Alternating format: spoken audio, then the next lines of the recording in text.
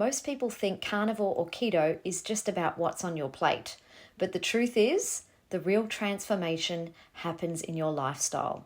In this video, I'm sharing 5 habits that took my results to the next level. The simple things I do every day to keep my body balanced, my energy stable, and my mind clear. If you've ever felt stuck, tired, or like your results have plateaued, this is the missing piece. Let's dive in. Hi guys, it's Kendall. How you going from Carnivore with Kendall? Today I want to talk about resetting your body. At the moment it's spring over here and everyone's getting ready for the warmer weather. I know on the other side of the world you guys are going into fall and you're getting ready for the cooler weather. But either way, whether it's coming into whichever season you're coming into, we always need to think about how we are in terms of our mind control, how we treat ourselves, how we use our energy, and how we're ultimately looking after our whole body from, mind, body, and soul. It's not just about what you're putting in your body in terms of food. So I wanted to talk about that briefly today and give you 5 top tips on how to really look after yourself really well so that you get the best results you can from being keto or carnivore. So my first top tip would be, one of the main ones is we need to move. You need to have movement every day. It's so important. Whether that's just having a walk, one of my favorite things to do, it's totally free, is to just put some running shoes on and get out and walk in the fresh air. Like being out in nature, being out in whatever weather it is. If it's rainy, put a hat on, take an umbrella. If it's windy, put a cap on, walk out in the wind. Being in nature is so good for you and so good for your mind as well to walk. And there's so many benefits.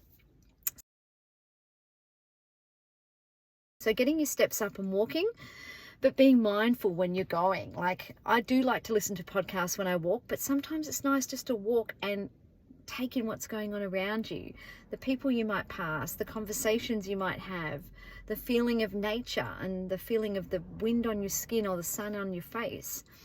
Being in the moment is so precious and so good for you. So movement is really good. People like to do other exercise, going to the gym.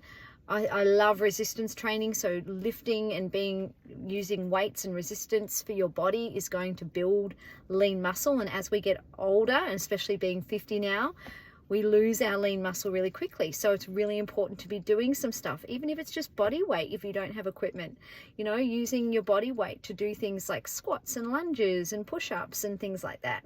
That can all be done and help you feel really, really good and strong and clear-minded in your mind. So exercise is really, really important. Number 2, looking after your sleep. So our bodies need sleep to heal our muscles, to heal our bodily systems, to heal our brain. We need that time to switch off.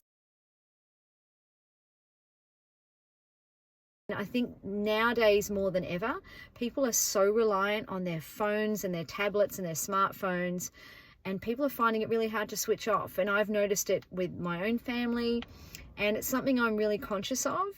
And it's really important to put everything away at night. Have some downtime, half an hour to wind down, have a dark room, I like a salt lamp, get rid of the screen light, get rid of those blue lights and have your warm lights on. And really get yourself ready for a lovely sleep so you can have a good sleep. And I'm talking like 7 to 8 hours sleep.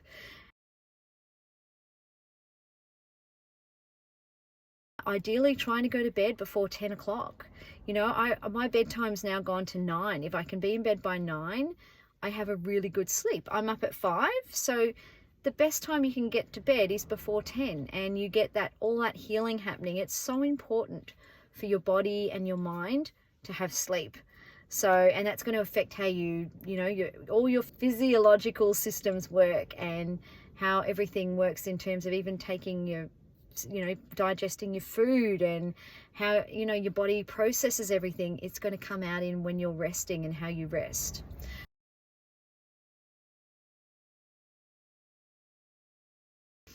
Number 3 is staying hydrated. Especially on carnivore, we need to drink a lot more water.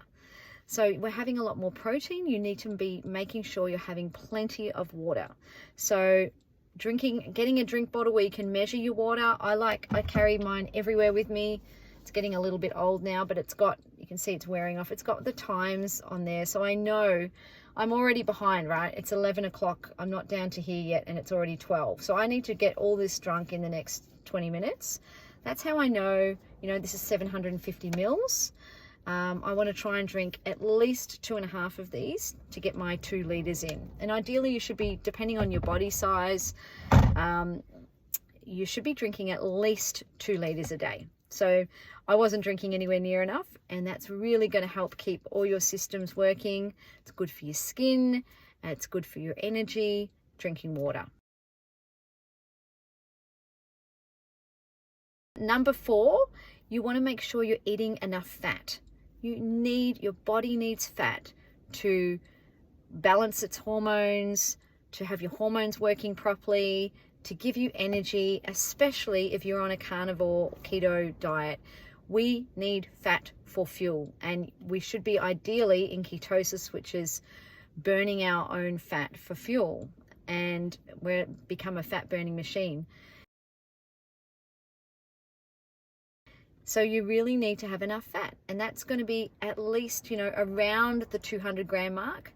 You need to experiment with it, but you should be able to be easily, digesting well, eliminating well, all those things. And if you're not, you're probably not having enough fat in your diet. There's a lot more fat than what I realized I needed to have, because I wasn't having I was having elimination issues. I didn't have a good digestion and everything. It wasn't happening for me until I added more fat. Really important. So fat for fuel, fat for energy, fat to keep all your systems and your hormones balanced, really important. And it makes your skin look good. Our skin looks glowy and dewy and healthy. Number 5, keeping your blood sugar stable. So I no longer fast anymore. I naturally eat around between 5 and 6 p.m. and then I will eat a small little meal after I work out. Mind you, I'm getting it up at 5 a.m. I will eat something small, usually around 7:30, which is usually a couple of egg yolks and a couple of tablespoons of butter, and I make a little drink out of it. It's got my protein, it's got my fat, and then I'll have some lunch a few hours later, and then I'll have some dinner a few hours later after that. I try and eat by 6 o'clock every day. You want to keep your blood sugar stable by having your meals so that there's not big gaps in between your meals where your blood sugar is going to go up, your insulin will go up, and ultimately that's not what you want. You want to keep your blood sugar low and your insulin regulated. So that's my tip. Eat small amounts, not so big. I was eating these big, massive things of protein, and it was no good for me. It's not good for trying to eliminate it. It's taking your blood sugars too high. So smaller meals, spread out so your blood sugar stays stable. So they're my top 5 tips. Love to hear how you guys are going with if you're doing high fat carnivore, if you've tried different sorts of carnivore, how you're going with your overall health and wellness and how you're feeling. Give these a try. I'd love to hear what your top tips may be, or if you've tried any of these. And like and subscribe for more lifestyle and tips videos all about carnivore and keto.